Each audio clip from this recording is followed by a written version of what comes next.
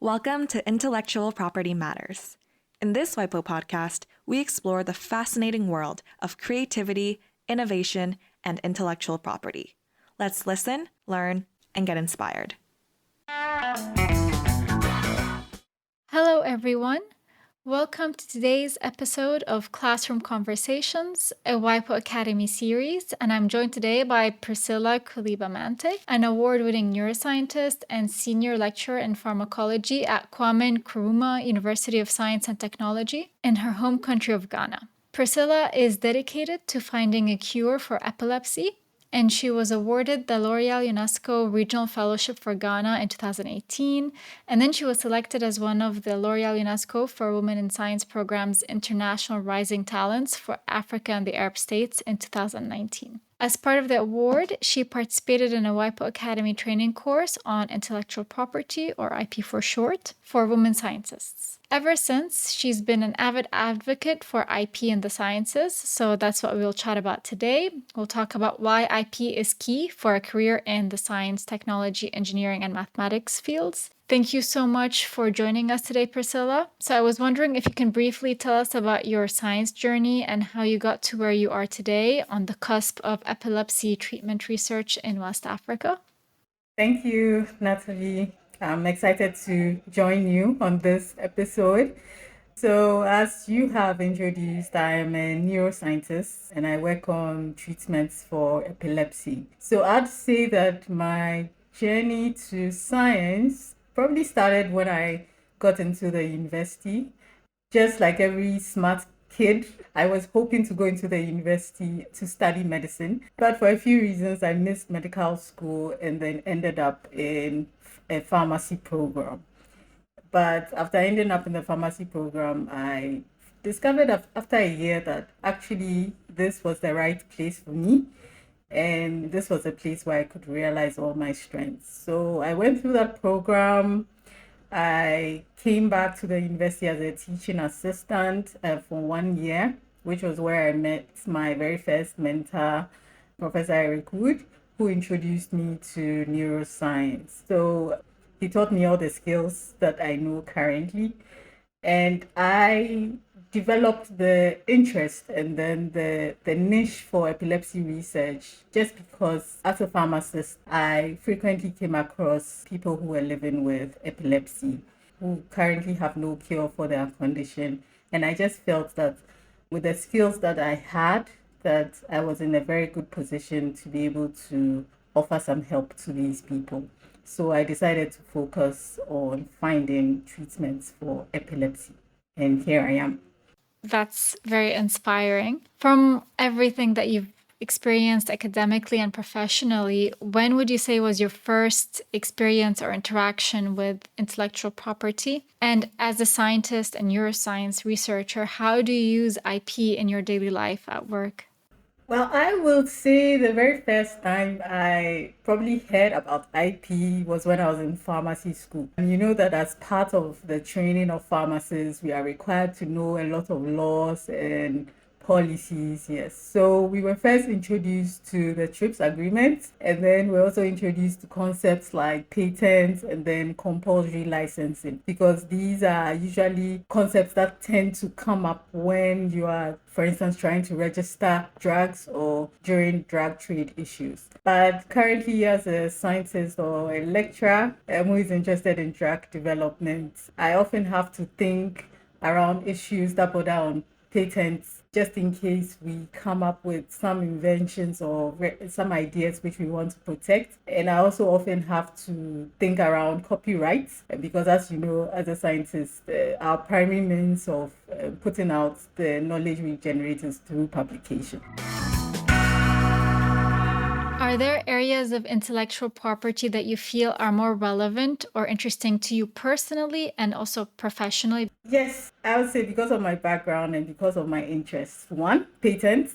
I'm interested in drug development, developing also medical devices. So knowing about patents is very important to me because then I can understand when I need to file for exclusive rights of my inventions. And it's also critical for me to be able to fully exploit the commercial value of these inventions. Then I also say copyright. The major means of disseminating our research work is through publications. And usually we have to deal with publishing houses. And so it is very important that we understand what copyright laws are so that we can try and retain as much of our rights to our work as possible. For me, because of my interest in drug development, I'm also very interested in traditional knowledge. A lot of the molecules that I try to adopt for epilepsy treatment is actually coming from natural sources. And to be able to get to these natural sources, a lot of the knowledge is coming from the local communities in Ghana. So it is very important for me to ensure that the knowledge that these local communities entrust to us are not misappropriated, and we do our best to acknowledge the roles and contributions of these communities. So for me, it's the three: the patents, copyrights, and then the traditional knowledge. From your experiences, at what stages should a scientist know about IP or become more aware to some IP elements that could arise in their research? I believe every scientist should know about IP at the very beginning of their careers. And it's important to have the knowledge because it's helpful in helping you identify inventions that qualify for IP protection. And then that would also help you to properly plan towards how you are going to adequately commercialize these inventions so that you'll be able to reap the full benefit. As we know, IP rights allow scientists and then their universities or organizations to earn the proper recognition and also the proper financial benefits from these inventions. And once people benefit and getting recognitions from these inventions, this is very important to stimulate innovation. From your experiences, are there any challenges that scientists frequently face when it comes to the IP side of their work and the research and commercializing drug development, for example? I'd like to speak from the perspective of an African researcher that is based on the continent. Generally, there are very low levels of patent protection if you compare us to more advanced countries. For instance, we have weaker science and technology capacity. A lot of us have inadequate intellectual property awareness. And there's also the issue of money. So there's a high cost of processing of patent applications, and we simply don't have the funds. For scientists who are working in the field right now, maybe in an academic institution or research center, what are the tools or resources that they could have at hand, they could rely on and use to protect their IP? To that, I am assuming that most institutions that these scientists work in probably have offices or departments that are responsible for IP protection issues or knowledge transfer issues. I think it is very important that scientists, when it comes to protection of their ideas, that they get professional help. When you look at the process for obtaining IP protection, it's usually explained to you in a very simple way. But then the truth is that there are a lot of hidden details which professionals can easily help you with. So I think their very first tool in their belt will be their knowledge transfer offices, because I believe that there'll be some professionals over there that can help you to navigate this issue. That being said, I think it's also very important for scientists to know their intellectual property rights for themselves. It helps to have the knowledge for yourself, because at the end of the day, it saves you a lot of time when you are trying to protect some invention that you may have come up with. In your current environment at university, do you feel like there is sufficient IP knowledge amongst those in STEM fields? Is there anything that you're doing to help spread the word on IP, or any advice that you can give to scientists who might just be starting out on their IP journeys? I believe that the scientists in my environment have general knowledge about IP rights. I know for a fact that they know that there's the opportunity to protect an invention when you come up with it.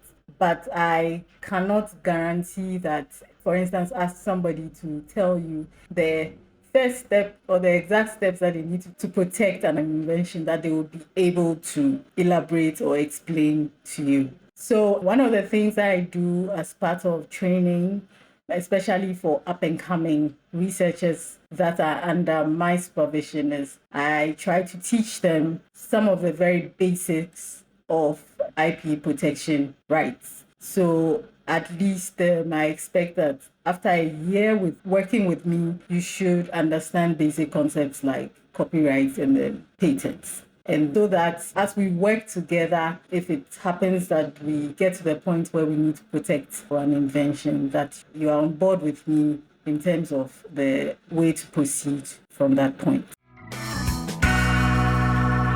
It's also worth mentioning here that the WIPO Academy has free courses and other resources available online for those who wish to enhance their IP knowledge. We also have content for scientists and for those working in medical fields as well, such as the executive course on IP and access to medical technologies, DL701. So there's a plethora of resources out there. But definitely, I think it's so good that you're helping the scientists under your supervision to expand their IP knowledge and to make sure that they're aware of their rights so that they can protect them and exploit them for their good and the good of those in their community. Do you have any other pieces of advice for scientists going into similar fields as you or other STEM fields that you could give them? Anything that you'd like to impart? In addition to what I mentioned about always getting professional help and then also understanding IP protection rights for themselves, I would also like to state that people should always remember that even though there seem to be a lot of challenges, such as funding, in trying to protect IP, there are also some options that you can use to navigate the issue of funding. Yes, so you could easily work together with other people, other collaborators to be able to share the rights in the same way, also cut the cost. What's next for you in your journey? So, as a scientist, as a potential user of the IP system by filing a patent, what are your plans next? One of the key, should I say, milestones I am looking to be able to chalk within this time is that I will be able to have set up a neuroscience research center of excellence that does groundbreaking research in drug development of medicines as well as medical devices for people that live with conditions like epilepsy and then depression and anxiety. And I'm hoping that this center of excellence is one that will serve the entire sub-region of West Africa, and that a lot of our research is going to lead to an increase in inventions as well as IP protection that are filed for from this part of the world. That's amazing and very inspirational.